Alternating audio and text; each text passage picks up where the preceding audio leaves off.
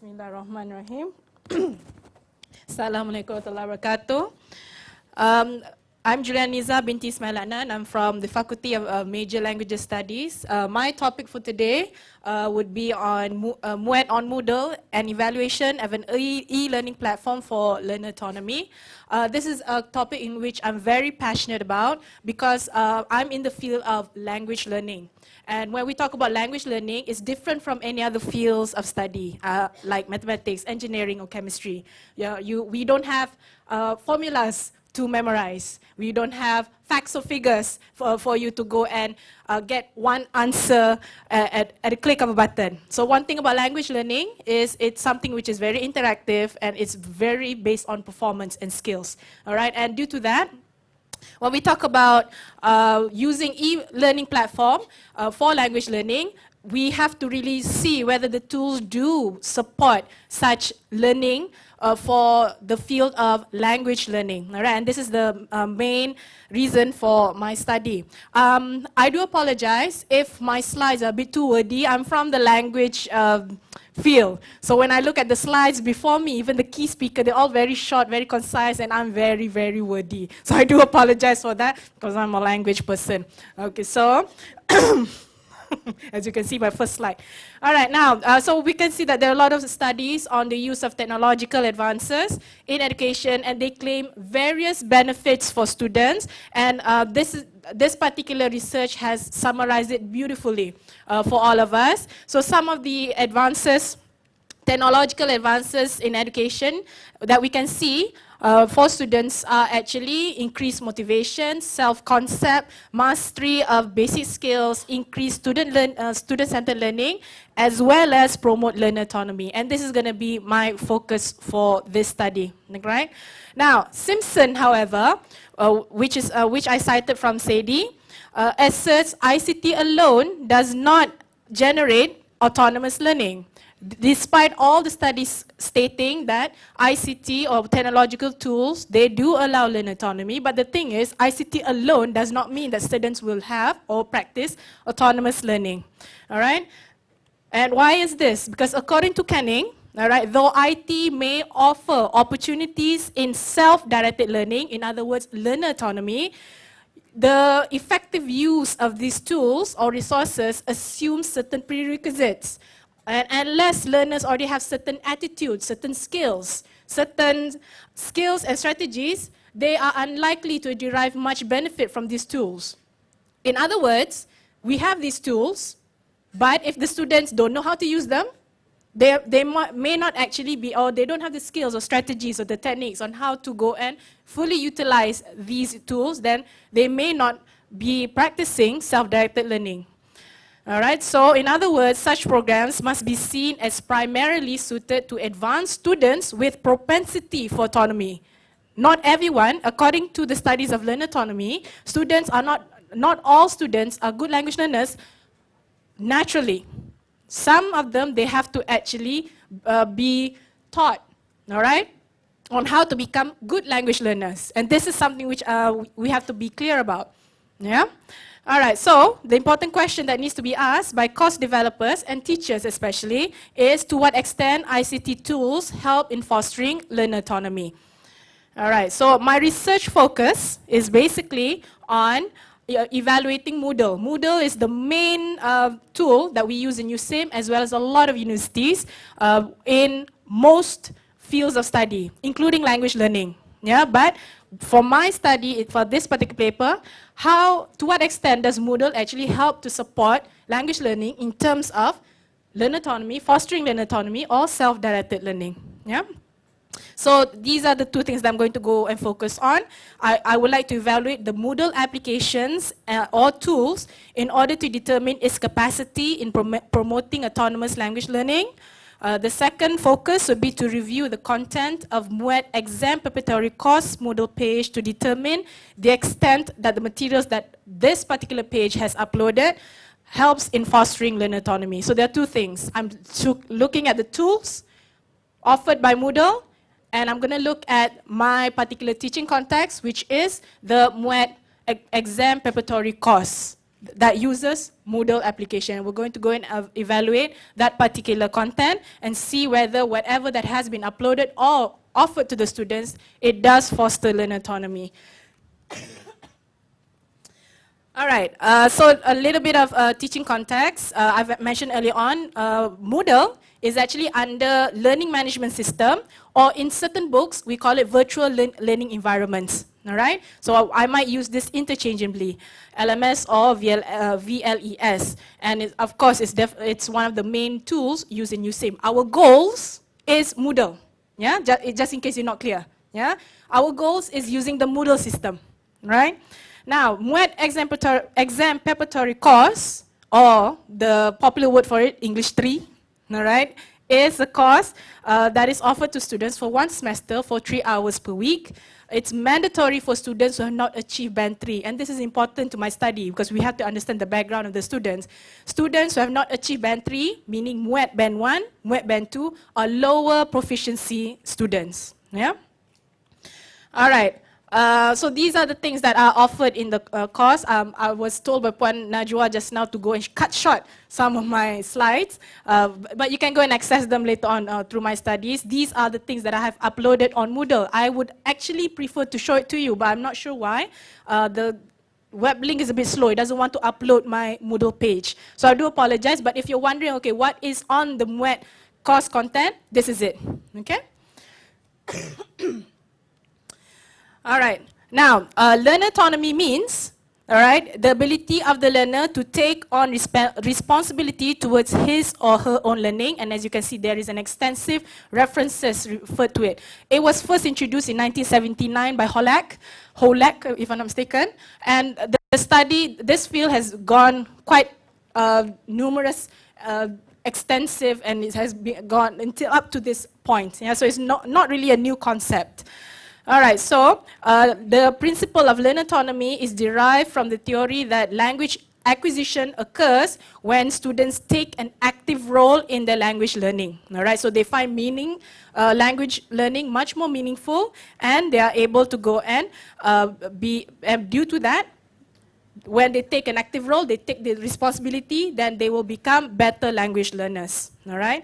So in order for you to go and, language learners, they have to develop the capacity to be autonomous, all right? They will find that language learning is much more meaningful when given the opportunity to actively engage in strategies for learning a new language. They take risks and they reflect on their own language learning. So this is basically why learning autonomy is one of the most popular field in language learning, because if students learn language, they expect to learn it just within the 3 hours in the classroom, and they don't read outside of the class. They don't practice speaking English. They don't go and do anything beyond the classroom. Their language acquisition is going to go, not going to be that well developed. Yeah, because if you look at the most research on second language acquisition, the most learners who are able to go and learn language are those who read extensively. Extensively meaning not just because the lecturer tells you to read.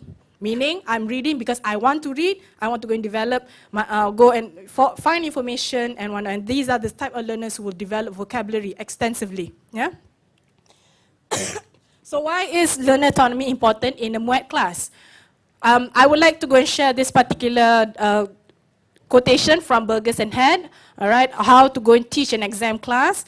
Good exam teachers know how to foster each learner's ability to recognize their own strengths and weaknesses. They are able to suggest strategies to build up those skills and knowledge which might otherwise let the students down in the exam.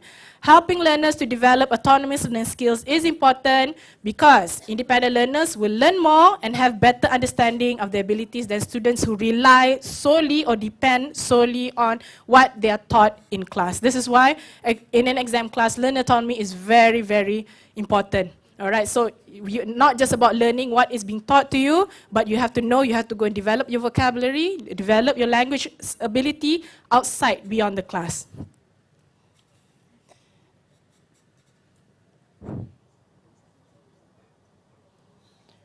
Okay, so I've shared with you some of the literature reviews or other studies on learner autonomy.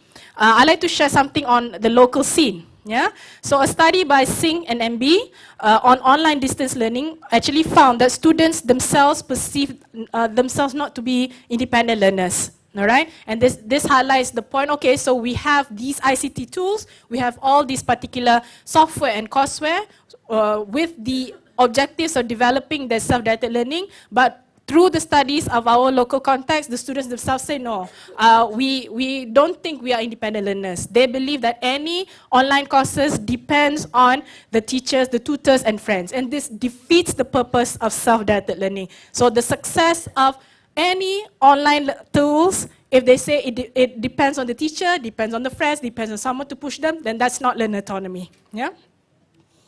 All right. So in order for us to go, and this is when we go into Moodle. Before an evaluation of the Moodle tool can be carried out, we have to understand the tools and the functionalities of the particular tool that we are evaluating. All right. So Moodle is divided into two classifications. I got this from Costa, and I also got this from the Moodle website. It has resources and it has modules. All right. Those are the main classifications. So under resources, resources represent instructional materials that are usually created in digital formats and uploaded onto the platform. So what resources are the web pages, the text documents, the PowerPoint slides, all right, the flash animations, the Web 2.0, the one that we call Web 2.0.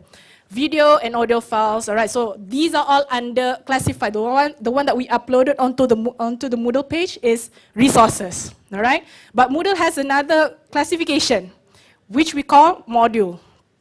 So modules are components that the objective is to provide interaction to the students. So what are these modules? You have database, lessons, assignments, workshops, chats, forums, news, glossary, wiki, choice, quiz, all these are under modules, all right? Okay, so this will be a summary of the module part. These are the activities under the module. Students are required to create, they are required to organize, they are supposed to deliver some sort of product, organize, there's some sort of communication, collaboration work being done, assessment, and reusability or SCORM. My paper, I do have it on the slide for each of the module. If you're wondering what is SCORM, what is wiki, what is glossary, it'll be in my paper. It's beyond my studies to go and present it here, because in my paper, I did present all the functions and what are the things that the teachers or the learners can do with this module. All right, so these are the tools Moodle offers to the users, the teachers, and the learners. Now we'll go into, can these tools actually help or foster learner autonomy? All right, especially when Moodle claims that it is the most flexible tool set that supports both blended learning and 100 online courses. When we talk about a tool that claims it supports 100% online courses, meaning there is learner autonomy or self-directed learning. But is this true? Yeah, whether the tools do support such claims. All right. Now, but findings from studies on self-directed learning using Moodle platform have been diverse. In nursing, this is also in my paper, in the nursing and engineering, they say it works. The students collaborate well, the students do this and students do that. They really take the initiative to go and put up the content. They themselves take the initiative. Language learning is different. Okay, language learning is this one.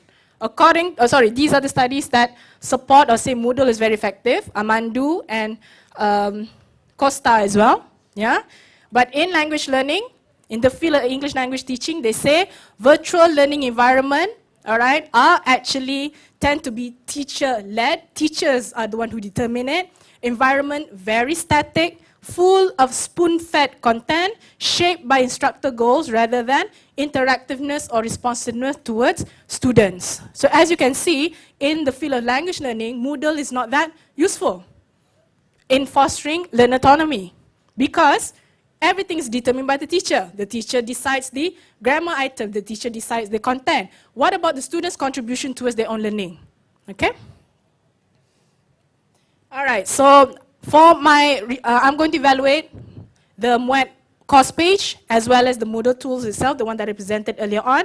And these are the checklists that I'll be using. All right, so there is I would say a mixture, a combination of different evaluation checklists, material evaluation checklists. From Learn Autonomy, I use something from Ellis and Sinclair, Dickinson, as well as Lake.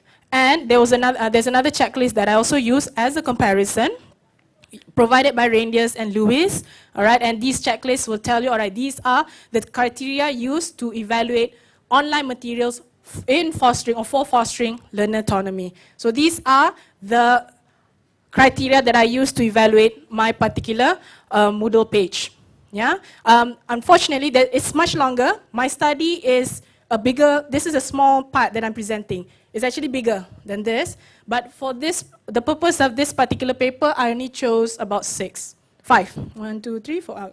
Okay. Explicitness, accessibility, variety, opportunities for self-directed learning, self-assessment, and monitoring. Meaning, these are criteria that I use to evaluate those two. Moodle tools, whether this is what it provides, and also the content I put up, the MUET content that I put up for my MUET Moodle page. All right. So, findings and discussion. Criteria number 1, explicitness. All right. It means materials that claim to support self-directed learning, the instruction, the purpose, the learning objectives needs to be explicit to the learners. You have to incorporate not just what to study. Today we're going to learn present tense. Okay, that is content. But how about learning how to learn? Okay, so for learner autonomy, you have to go and put in how to learn. Students have to put in the skills or learn or develop the skills on learning how to learn. All right. It's possible to develop learning, learning how to learn materials and make the materials learning purpose explicit to students by insertion of instruction in the description. All right. So if we look at the Moodle tool, you can tell them, all right, you're not only learning tenses, but from developing learning tenses, then this is how you're supposed to start learning other grammar items. They are not just learning what is the form of past tense. But then after that, you will actually tell them within the description of the Moodle page, whatever that you're developing, that you design, you tell them, all right, apart from this, when you're learning grammar, focus on form, focus on function. So it's not just, I'm learning present tense today or past tense today, I'm also learning how am I going to apply the skills when I learn other grammar skills as well. So that's what learning how to learn means. All right. So when I look at the MUET preparatory course page, Moodle page, the content focuses mainly on what to learn, not so much on how to learn. You learn, these are the things, the tenses. This is the test strategies, test skills that students need to learn to go and score in their particular exam. These are the sample essays. I have sample essays uploaded onto the page from band 1 into band 6.